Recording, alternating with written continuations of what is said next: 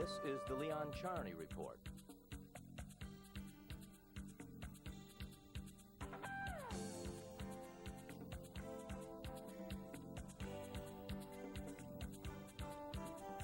And now, here is your host, Leon Charney.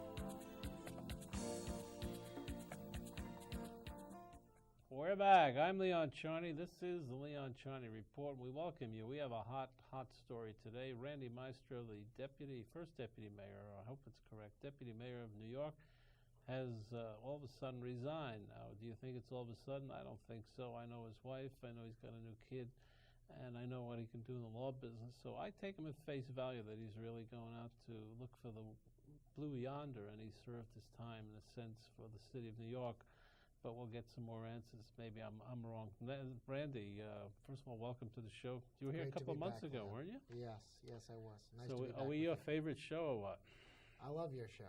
You know, you're an old friend, and it's great to be back. So you can come back now as a political commentator. Oh, I love that. Anytime.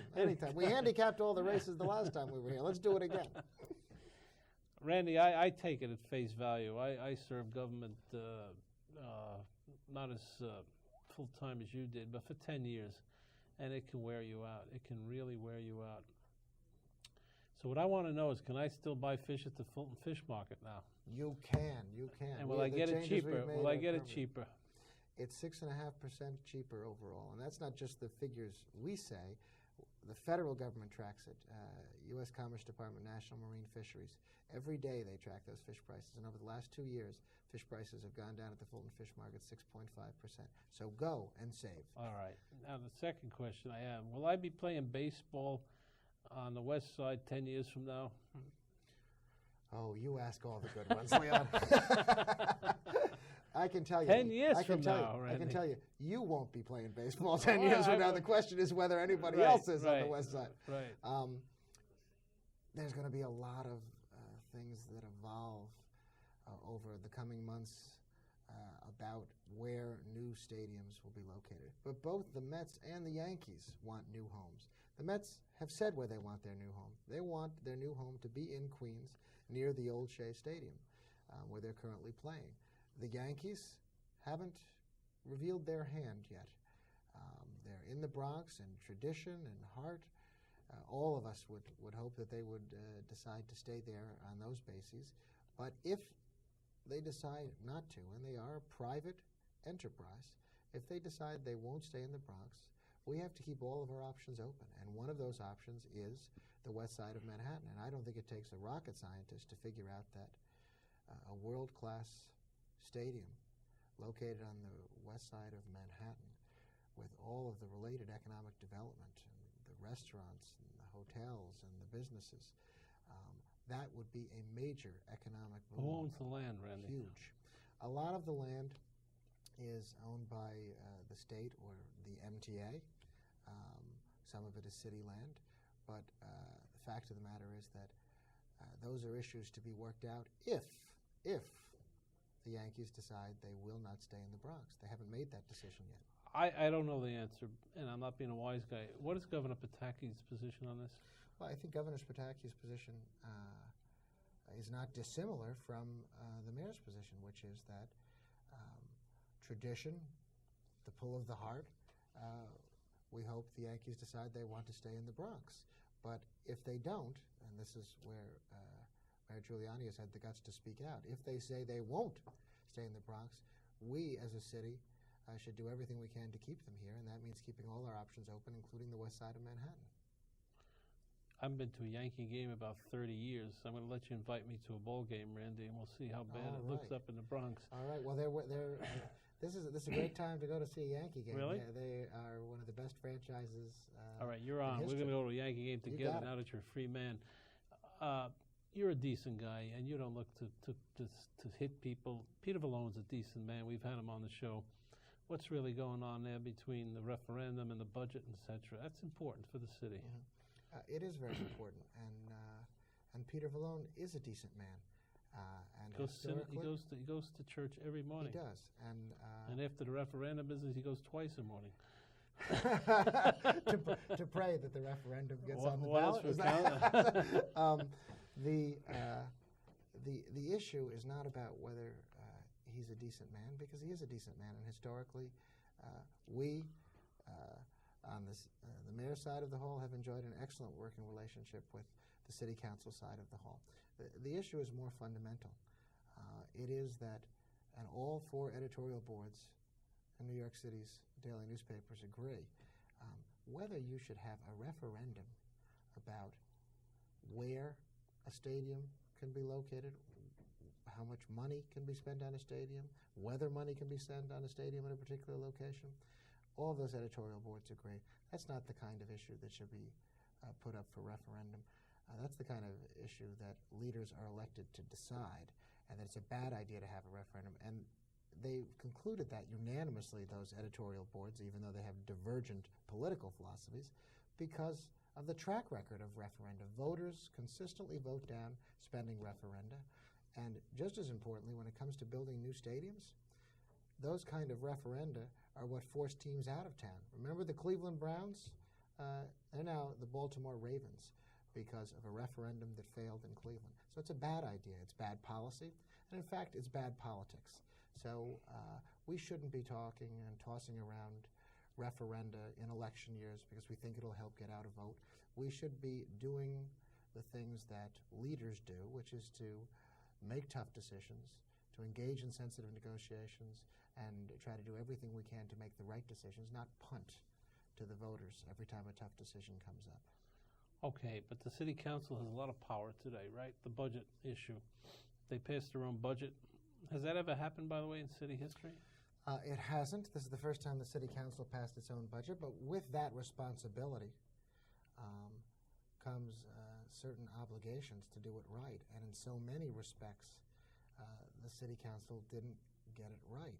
So unfortunately, what we face now, because of the way the city council engaged in this process without attempting to reach consensus with the mayor, they have increased our out-year gaps in this city by over $2 billion. What does that mean? It means, Leon, that we have to do a budget, a 4-year plan. We have to balance the coming year's budget, and then we have to project out over 4 years what the implications of that budget are over a 4-year plan. What the city council did, it was a feel-good election year budget. They cut taxes, personal income tax surcharge, eliminated it. But that costs us in those out years $550 million a year. They didn't do real spending cuts to make up for those tax cuts. Rudy Giuliani loves tax cuts. He's been the biggest tax-cutting mayor in city history. But every time he's done one, he's done real spending cuts to offset the lost revenue from the tax cut. City council didn't do that. So what this mayor had over 4 years been so successful in doing, reducing those multi-billion-dollar gaps that we face in out years of the budget, so that the rating agencies, which said New York City was in fiscal distress, saw that multi-billion-dollar progress in reducing those deficits and raised our credit rating again and our bond rating. In one fell swoop, the city council eviscerated that progress. Is that right? They increased those gaps Your again bond by more rating than $2 billion. because of this new. Wait a minute, let me clear. Because of what happened in the city council now, your bond rating went down? No, the rating agencies haven't yet spoken That's on the very issue. important because you It's pay very more important. interest rate. Absolutely, Right. because we do a lot in the bond market. And the fact of the matter is that when the rating agencies have commented on what the city council did, and now they will have to evaluate it, they've been critical of the fact that the out-year gaps were increased. And it's not just Rudy Giuliani saying that. Alan Hevesy, the controller, he also projected that what the city council did increases those out-year gaps by about $800 million. So whether you look at the more conservative analysis by Alan Hevesy or what we think is the more realistic analysis by the mayor's office, we have substantially seen an increase in our out-year gaps. That's money we will have to figure out how to make cuts or generate more revenue How to to fund. close them. Yeah. So was there a major lot of problem. rancor? You were involved with this. They called you the bulldog, the pit bull, whatever it was. You don't look like a bulldog to me, but was there a lot of rancor? Sure there was. I mean, real anger, or it was civil? Well, sure there was some heated rhetoric, but who did you negotiate with? From our side, it was out of a sense of principle. The integrity of the budget, the fiscal integrity of the city, is very important to this mayor. So that is something we take very seriously, and we believe the city council, in going its own way and refusing to budget, really put that in jeopardy. They refused to negotiate, and that's a shame. We had sessions that broke down because the city council insisted that we would simply eliminate the personal income tax surcharge, and they wouldn't even discuss some middle ground. And that's $550 million hole every year.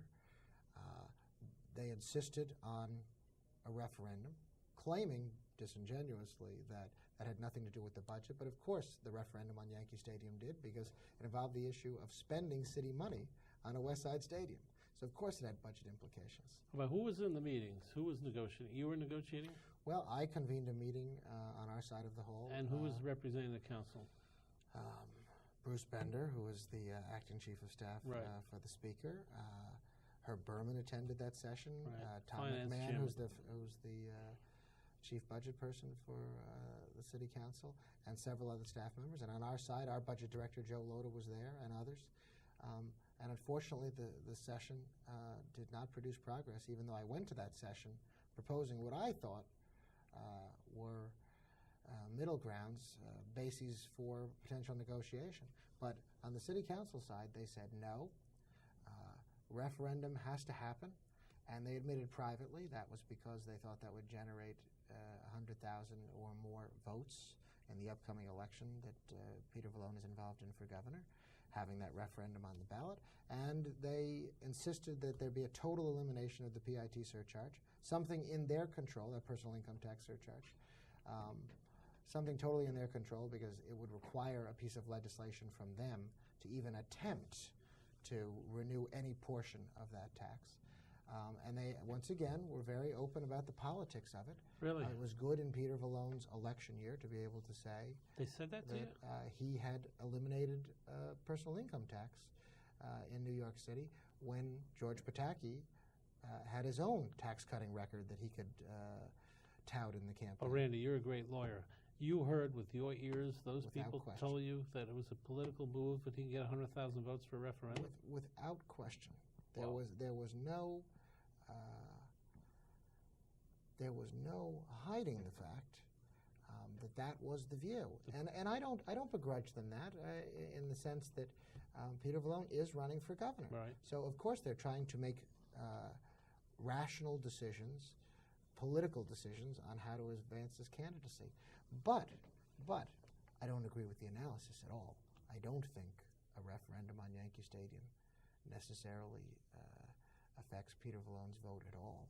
But just as importantly, it'll never get on the ballot because there's a charter revision commission now appointed by the mayor, and its proposals are the only ballot initiative that will appear on the November So he ballot. controls that. He controls that. So this is a debate about something that can't should happen. never happen. It can't happen. It can't happen. You know, the New York courts have sometimes issued some screwy decisions, but it seems to be pretty much black-letter law that a charter revision commission's proposal is the only ballot proposal that will appear on the ballot. We got to cut for a break. We'll come right back. It's rather fascinating. I'm not sure all the citizens of New York understand both issues. And obviously, we're talking to Randy Mastro, who is going to resign tomorrow as the deputy mayor of New York. And so we're hearing his side. Peter Vallone, I'm sure, has another side. But it's politics, as usual. And we'll be back to give you some more insight as to what it means to you personally. We're back. We're speaking with Randy Mastro, who tonight, Monday night, is still the deputy mayor of New York. Anything can happen, you know. Who knows? I saw Randy as take over when the mayor ran out of town, which he didn't do that often. The only guy who didn't like to run out of town more often was Mario Coleman. Then he got used to it. Remember that, Randy? Mm-hmm. Yep. And after Randy, we're going to have Dan Kurzman on, who wrote a book, Soldier of Peace, about the autobiography of Yitzhak Rabin. And that's a very interesting topic, and we'll get into that later.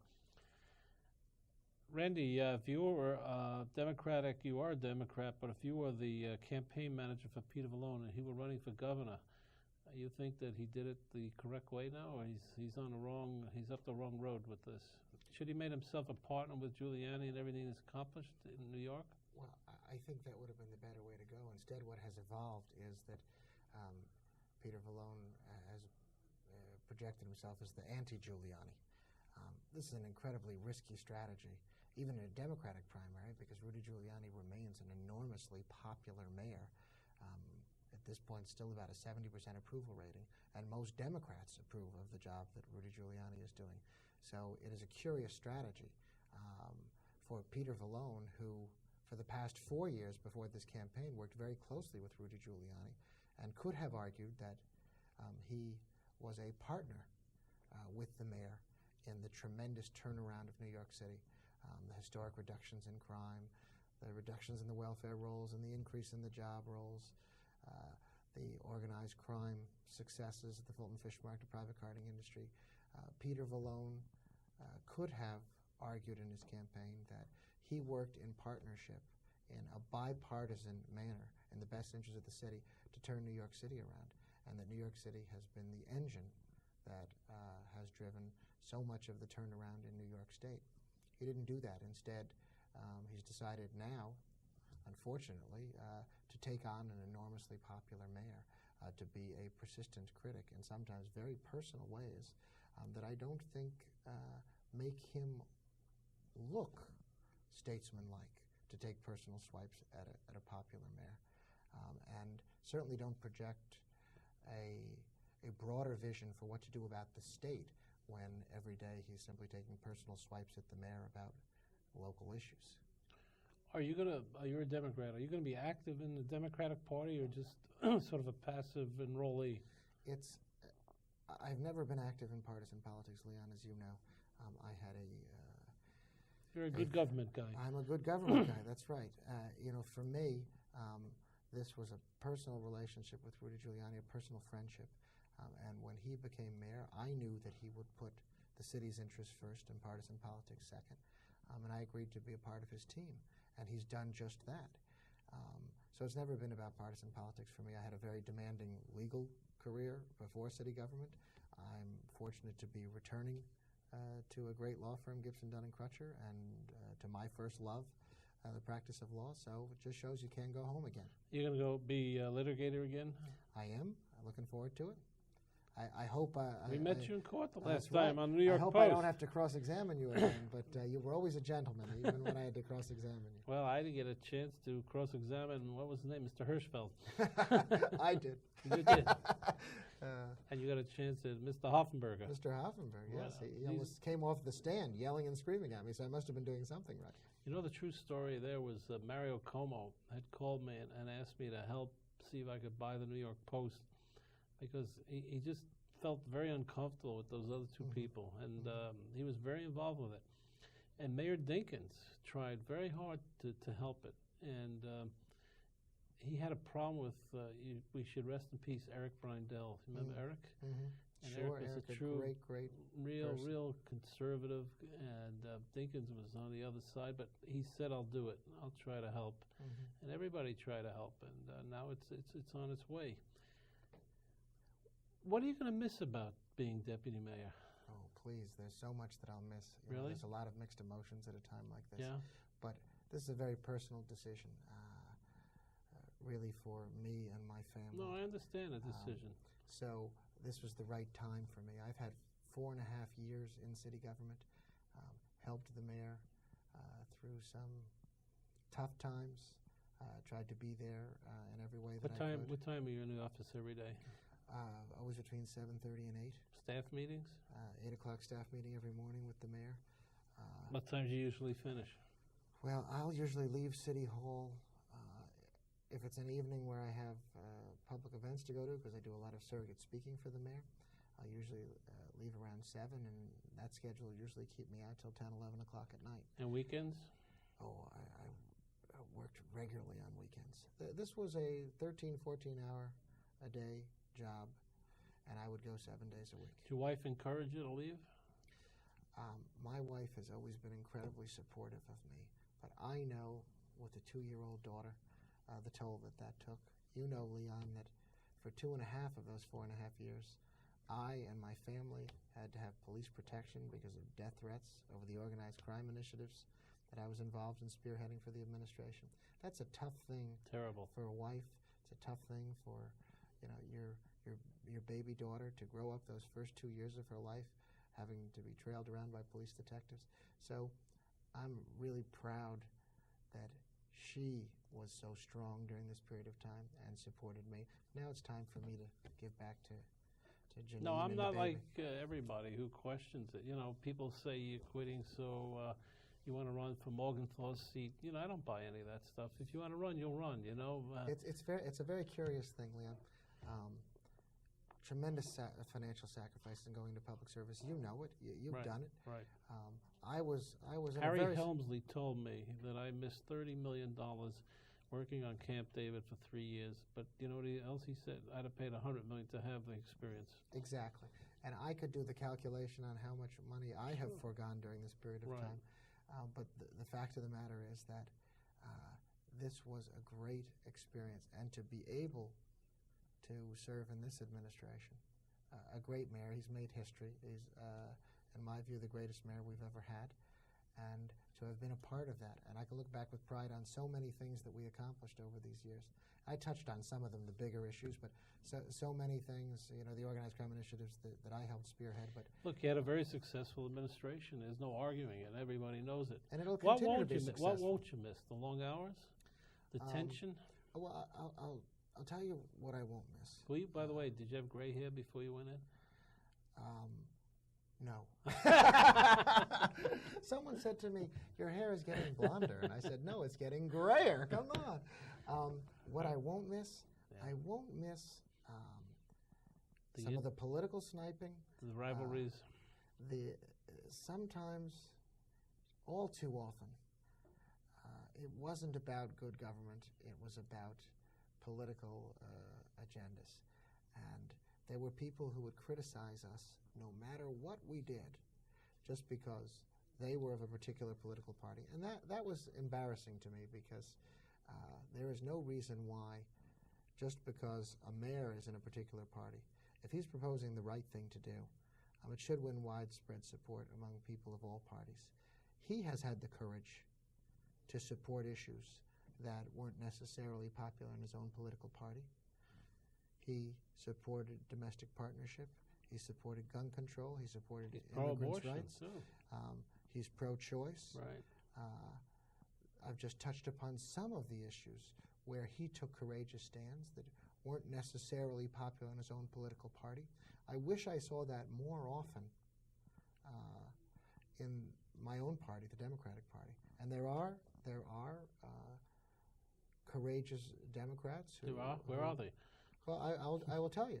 There were many courageous Democrats who endorsed Rudy Giuliani for re-election.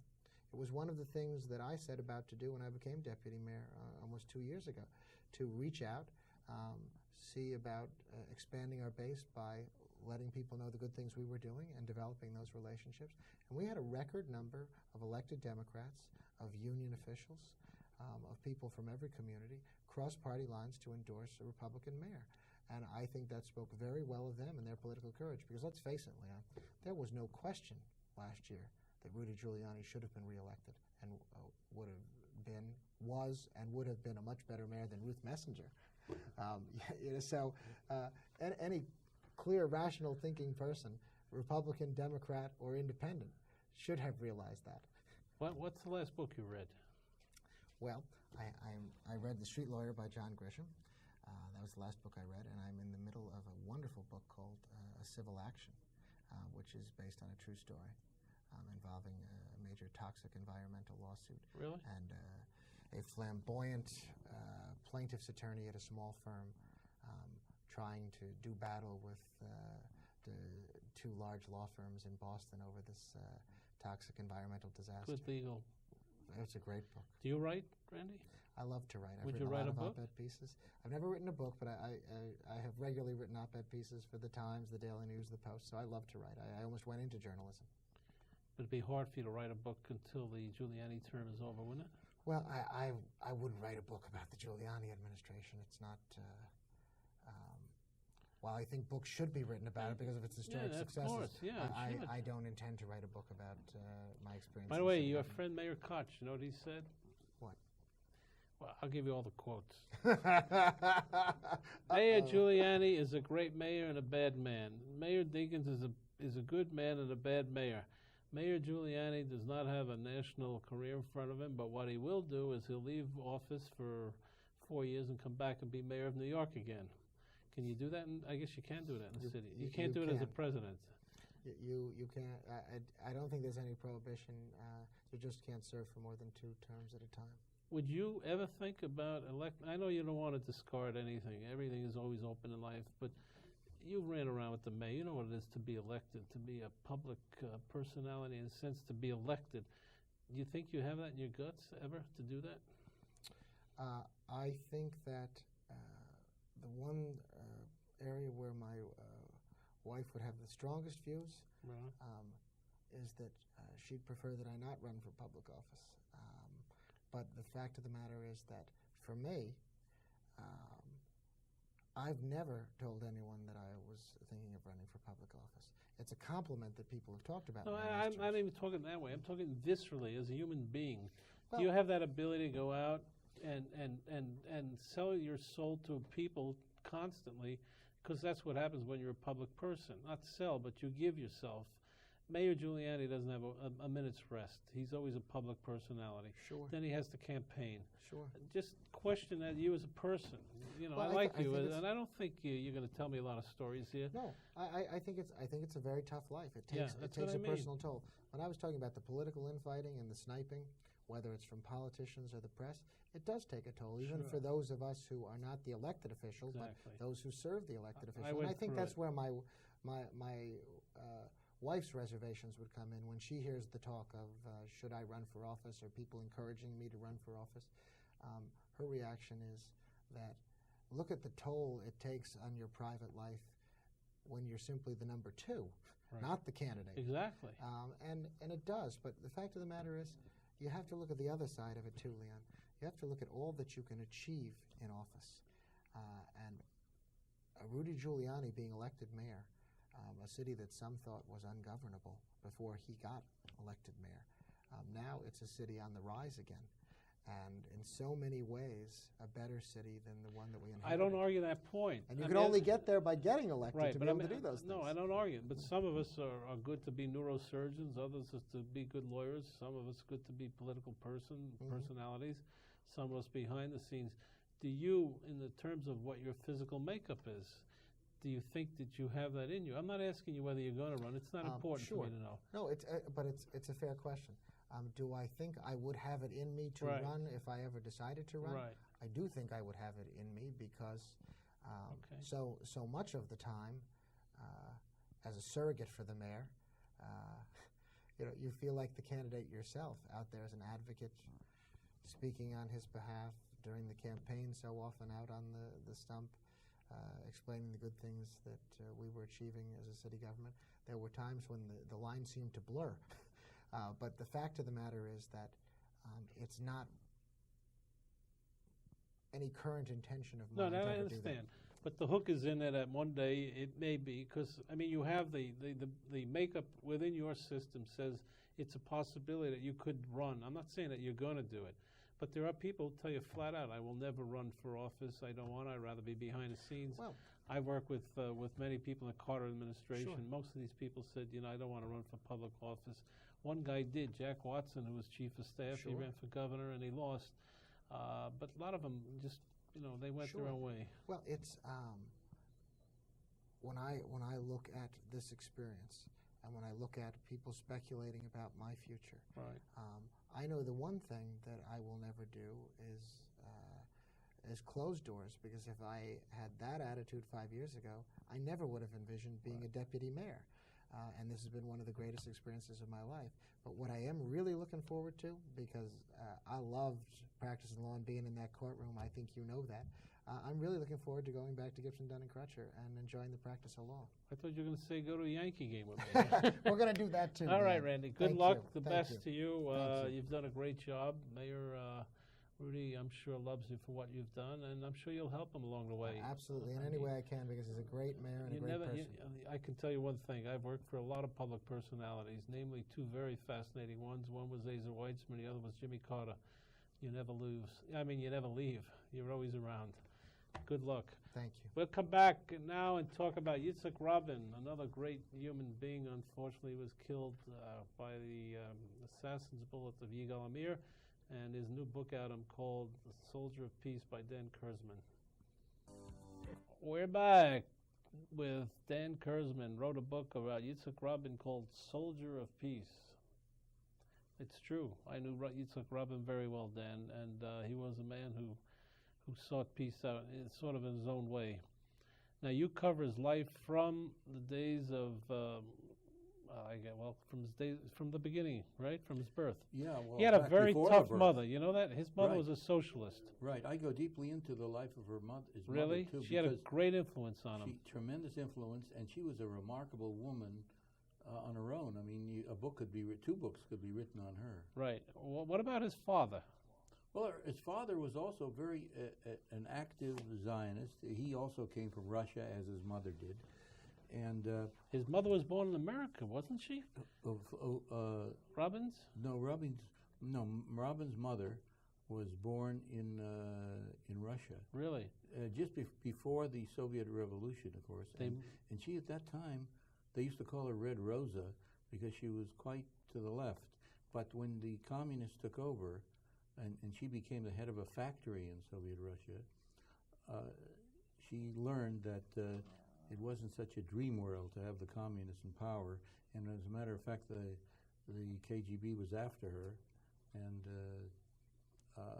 she was running away, and that's how she happened to come to Palestine, because she she got aboard the first ship leaving the Soviet Union at that time. It happened to be going to Palestine, because up to then, she wasn't a Zionist at all. In fact, she thought that the Zionism was simply meant for a bunch of bourgeois from the West. But once she got to Palestine and she saw the kibbutz movement, and that it was really made up of a lot of pioneering people who were working on with their hands and in the fields, she realized that this was the place where she could practice her idealism within the bounds of freedom. In a way, she was a politician also. She ran for office, and she... Oh yes, she was very, very active, and as a matter of fact, in her time in the 1920s, and she was actually more important, better known than Golda Meir, who was about on the same level with her in terms of their importance. But she was actually more important than Golda Meir. Rabin, if I recall, was offered a couple of scholarships to study, and he instead attended the agricultural school. Yes, he was. The thing is, he was first of all, he was a very bright man. Oh, he was brilliant. Highly intelligent. Nobody really realized that until he got into a high school, which at that time was an agricultural school called Kaduri. Kaduri, very famous school. A very famous school. But up to then, nobody was quite sure how intelligent he was, because the school that he went to was so free that they didn't give any tests. The pupils could study what they wanted to. There was not even a bell. If you didn't want to come to school, you didn't have to.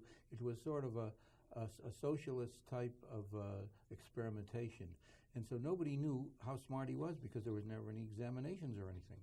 But once he got into Kaduri, he was the smartest person in his class, and that's when he began to show his brilliance. But in his early years, he had absolutely no intention whatsoever of being a military man. I think he wanted to be an engineer, didn't he? Yeah, he wanted to be a water engineer, an irrigation engineer. Right. Because his personal dream was to build up the country, agriculturally, and to make the soil produce more goods and so forth, more crops. And the last thing on his mind was to have a rifle in his hand. But every kid in Israel at that age had to go. Palestine, he became member of the Palmach, And he became a great leader in the Palmach. He and Yigal Allon, they were very close. Yigal Allon was his mentor. Yes, that's right. At all times. Well, the thing is that, you know, during World War II, when it looked like that the Hitler's troops might take over Palestine, you know. The great battle between Rommel.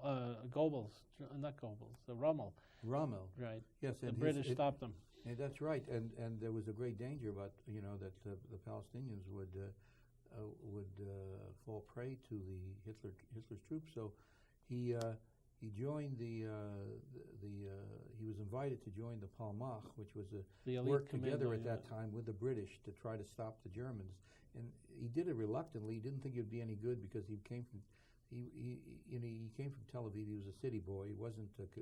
He didn't work on any farm or anything. You know, the people in the kibbutz, on the kibbutzim, they were trained to use rifles and so forth to keep away marauders, Arab marauders. But he never had such experience, so he thought he'd be terrible as a military man.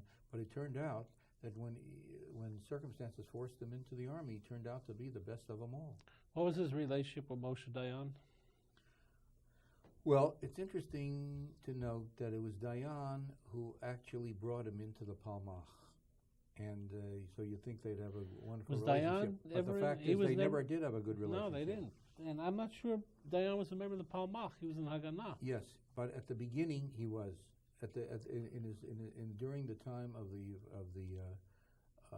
Second World War, when they were supporting, you know, when the Israelis, or they weren't Israelis, and the Jewish Palestinians were supporting the British, he was a member of the Palmach. Why this rift in their relationship? Do you know or you don't know? Well, yes. For one thing, they had completely different personalities. There was a conflict of personality. You know, Rabin was very shy, and it was hard to speak with him and so forth. And he was always, he never tried to push himself forward, whereas Dayan was the exact opposite. He was, you know, very boisterous. He was constantly, he was very egotistical and was always trying to push himself to the fore and to be noticed. As a matter of fact, their relationship was at its worst during the Six-Day War and afterwards, when it was really Rabin who built up that Six-Day War army, and it was an incredible job. You want to talk about the Six-Day War, because I was intimately involved with the knowledge of some facts there, because, as you know, I was counsel for years now. I am counsel to Ezer Weitzman. Right. And he tells one story about the collapse of Rabin, and I'm sure Rabin's people tell another story. So let's see if we can clear that up today. Okay. Well, you know, the two men, if you talk about bitter relationships, the real bitter relationship was between Rabin and Weitzman. It came full circle at the end, though. I can tell you that. They worked fairly well together. When I told Yitzhak Rabin that Ezer Weitzman was going to run for the president of Israel, he looked at me and said, okay, so that was it. There was no emotion. And I can tell you personally, I was involved in a couple of sulchans, which means bringing together of Weitzman Rabin, because Yitzhak Rabin was a personal friend of mine. I have to disclose that, and so was Weitzman. In fact, when I got married in Israel, both these guys signed my ketubah. It's the first time they ever signed on anything together. So now, if I ever get divorced, Sotheby's will offer me a ton of money just for that ketubah. So that's called insurance and marriage. Right. Now, what this has to do with your book now, I'm not sure. But I want you to tell me what you think happened with Rabin and Weitzman. I'll tell you what I think happened. Okay. First of all, let's tell the audience what happened was that Rabin had a collapse. Do we agree on that? He had a 24-hour collapse. Right. Correct. Right before the war. It was about 2 weeks before the war. Right. And Dayan was called back to be defense minister. Levi Eshkol was pandering. He didn't know exactly which way to go. He was prime minister. Prime minister, right. Okay. So, and the deputy at that time of the Israeli Armed Forces was Ezer Weitzman. Right. All right? Okay, you tell your story. This is going to be a historical film here. Well, you know, Rabin found himself in the weeks before the Six-Day War, when President Nasser of Egypt would send his troops into Gaza and was threatening to destroy Israel. Rabin found himself almost alone at the top, because Eshkol, the Prime Minister Eshkol, was not a military man. He was a great economist and all, but he wasn't a good Yiddishist. Yeah, you're right, but he knew nothing about the military. And we have to point out. We have to point out that he was also defense minister at that point. He was Prime Minister and defense minister. Then he brought in Moshe Dayan. Well, no. At that time he was just the chief of staff. No, I'm talking about Levi Eshkol. Oh, Levi Eshkol was also defense Right. minister. Yeah. So, in any case, Rabin felt that he was like Atlas carrying the world on his shoulders, right. and that if he sent his troops into war and they lost, that could have been the end of Israel and another slaughter, another Holocaust. Right. And Rabin himself, he was carrying the weight of the world on his shoulders. That's right. And people like Dayan was out of it. He was, he lost. He lost his position earlier, and he wasn't in the. All right, but they redrafted him. Didn't play an active role or anything. So he found himself almost alone, to make the decision really whether or not to go to war, and he was so worried about his, and you can understand why. Absolutely true. Because my God, to know that if you lost, Terrible. the history would say that you destroyed your people. Absolutely. So he finally went to Ben Gurion, the founder and first Prime Minister of Israel, who was out of politics by then, right. but he was still an influence behind the Absolutely. scenes. And he went to him hoping that that Ben Gurion would give him the energy and the encouragement necessary to do this thing, because after all, Ben Gurion had a similar situation in the 48 war when he had to decide whether to declare the state and go to war with the Arabs against 6 Arab states. And also in 56 when he invaded the Suez. Right, but at least then there was something. He had France with him. And whereas in 1948, all right. So it was a similar situation. So he went to Ben Gurion expecting to be encouraged. Instead, Ben Gurion says, if you go to war, you may be responsible for the end of Israel. Right. Well, this was hardly an encouraging word. When he walked out of there, he was shattered. Right. And it was just a little bit too much for him. And in a way, he was very courageous because he felt that he wasn't certain that he could succeed. He didn't want to take any chances with the future of Israel. So he felt that it would be the best for him and for the country if he took a little time off. And so what he did was he called in Ezer Weizmann and told Ezer Weizmann, asked him to be to take over as chief of staff temporarily, so that he could. No. So that's Rabin's view. Okay, That's Rabin's statement. Let me tell you, he did. He told Ezer Weizmann to become the chief of staff. It wasn't even a temporary assignment, and Weizmann refused it. He said, "You will be the chief of staff, and you will bring Israel to victory." That's a fact that I can tell you from the mouth of Weizmann. Now, your story comes from Rabin or from history books? No, it doesn't come from history books. It comes from the people around Rabin who were with him at the time. No, but the only two guys in the room were Rabin, Weizmann, and a doctor. Right. A doctor gave him a shot. And also what Rabin said. This Right. is Rabin's story. Right. No, And there was a story that he had nicotine poisoning from cigarettes, right? Yes, but the thing is this. The whole question is this. You see, Rabin went home then, and he was in a terrible shape. Right.